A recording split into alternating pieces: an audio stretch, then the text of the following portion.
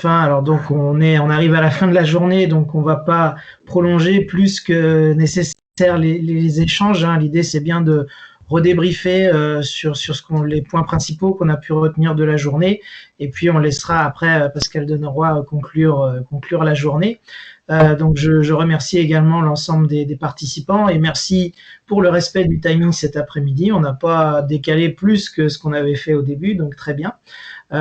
Si je reprends un peu ce qui avait été dit, donc la matinée, en fait, on rappelle hein, que la journée, à la base, venait d'une question, est-ce qu'on sait interpréter les teneurs en matière organique dans les sols?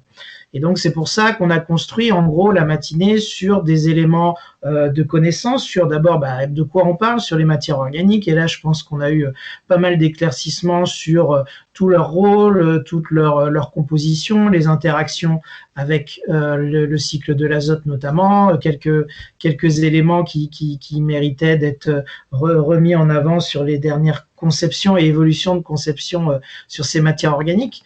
Donc, ce qui permet d'avoir des bonnes bases après pour, en lien avec les mesures, on a vu là sur les techniques de mesure qui sont relativement bien connues, même si voilà, il y a encore des questionnements à avoir, par exemple sur le passage carbone matière organique, hein, peut-être des sujets de discussion à traiter au sein du GEMAS prochainement. On a quand même un monitoring, on est capable de le valoriser à l'échelle d'un territoire pour justement voir des grandes tendances, mais aussi à l'échelle d'une parcelle, on peut, en mobilisant certaines fonctions et services par les matières organiques, là on a eu des présentations sur l'effet sur la structure du sol par exemple, on est capable de définir effectivement des niveaux, on va dire repères par rapport à certaines fonctions. Pour autant, la complexité, et ça a été rappelé par la suite, c'est que ces niveaux-là, pour être pertinents, il faut qu'ils soient combiné avec l'ensemble des fonctions et services qu'on attend sur les matières organiques, et favoriser une fonction, ça peut être défavoriser une autre. Donc c'est toute la complexité du diagnostic à la parcelle pour une gestion des pratiques au quotidien qui nécessite forcément des adaptations, et là où la partie biologique qui permet de bien comprendre finement les phénomènes peut effectivement apporter des éléments, et on voit qu'il y a déjà des choses existantes qui peuvent être mieux valorisées sans doute, et puis il y a également pas mal de promesses là sur les années à venir avec les différents travaux qui ont été engagés. Voilà, Annie, je te laisse poursuivre. Merci Mathieu. Bon, je ne vais pas ajouter grand-chose parce que tu as bien... Oula, on t'entend très très loin, Annie. Ça va mieux comme ça? Ouais, c'est mieux, merci. Voilà.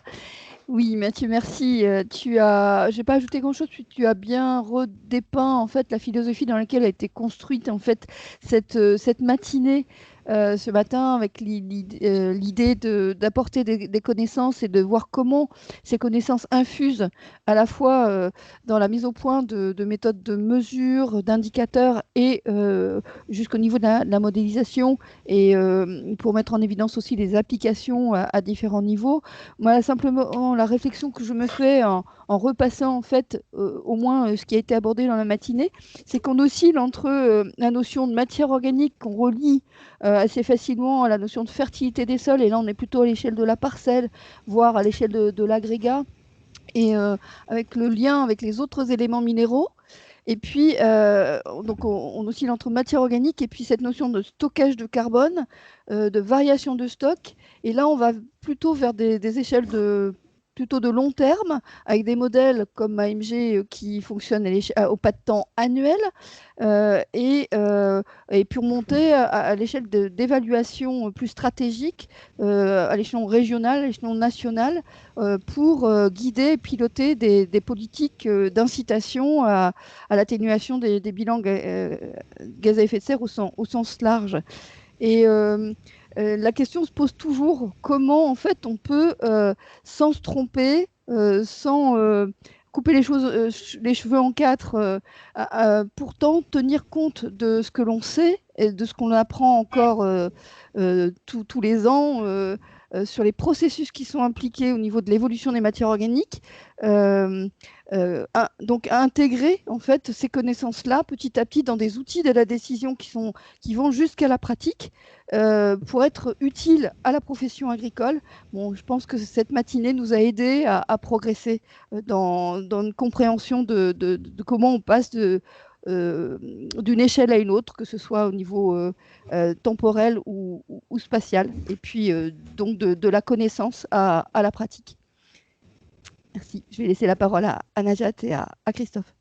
Merci. Alors, effectivement, en préparant donc ensemble donc cette journée, on avait donc noté qu'on ne pouvait pas aborder tous les sujets. Ça a été soulevé aujourd'hui, notamment donc des cas pratiques en arboriculture, la gestion des matières organiques dans les sols calcaires, donc ce qui nous ouvre encore d'autres horizons pour pouvoir traiter ça dans le groupe Forbes et aussi pour les prochaines journées qui seront organisées autour de la matière organique.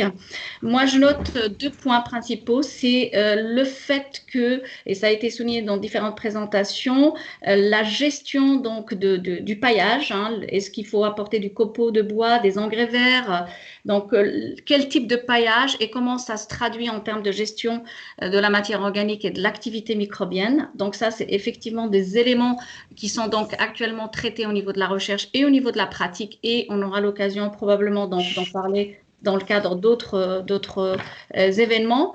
Et puis, par rapport à ce qui a été décrit ce matin en termes de le rôle des micro-organismes, l'activité microbienne et ces nouvelles mesures de coefficient d'utilisation du carbone, les biomolécules et leur rôle dans la séquestration donc, du carbone et le stockage donc, du carbone dans le sol, ça a été repris encore cet après-midi et j'ai été vraiment agréablement surprise de voir par rapport aux essais menés pour de longue durée, le fait d'associer les 3 composantes, donc des mesures chimiques, physiques et microbiologiques pour pouvoir répondre à la fertilité des sols et à la gestion donc, de la matière organique.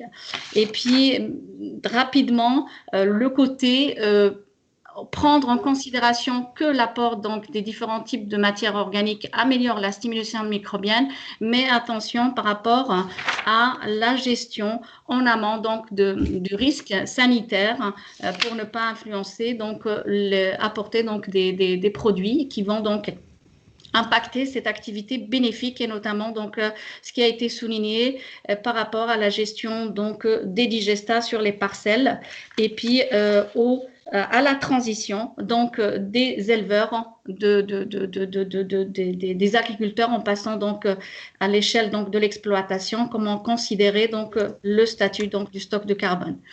Voilà, merci beaucoup et puis je donne la parole à Christophe pour finir. Donc, on a des différents échanges de ce matin et de cet après-midi. Je retiendrai que les matières organiques sont diverses, elles apportent plein de fonctions différentes au sol, elles demandent à être mieux caractérisées. Il y a un besoin qui a été renouvelé sur mieux connaître les produits organiques et mieux connaître et diagnostiquer son sol. Il y a des questionnements sur des nouveaux types de produits organiques, donc les digestars en font partie, mais pas que. Il y a aussi beaucoup de questionnements sur les bonnes pratiques de conduite culturale et celles qui encouragent la création de carbone utile pour l'agriculteur. Le capital humus, qu'est-ce qu'il est? Toujours beaucoup de questions sur les bioindicateurs des sols. Donc, les différents programmes qui nous ont été présentés nous apporteront peut-être à terme des réponses. Après, l'acteur principal de tout ça, c'est une meilleure activité de transformation et de digestion de ce carbone et de cet azote, et donc meilleure connaissance de l'activité microbienne du sol. Moi, j'ai été agréablement surpris aussi ce matin de voir que les paillis étaient quelque chose de bien, mais que les paillis, si c'était trop mal digéré, ça pouvait aussi générer des problèmes de perte de NO2. Donc la science progresse, mais tous les jours, la science a des informations à nous apporter pour mieux comprendre le fonctionnement du sol. Merci beaucoup. Je reprends rapidement la parole avant de la laisser la conclusion à Pascal Deneroy. Donc, on rappelle, donc vous avez déjà reçu les supports. Les questions, l'ensemble des questions qui ont été posées aujourd'hui seront collectées et traitées par le comité d'organisation et peut-être par le groupe Forbes pour certaines questions. Et il y aura un retour qui sera fait auprès des différents intervenants et participants pour justement avoir une traçabilité de la richesse de ces échanges qu'il y a pu y avoir aussi au travers du chat et des questions-réponses.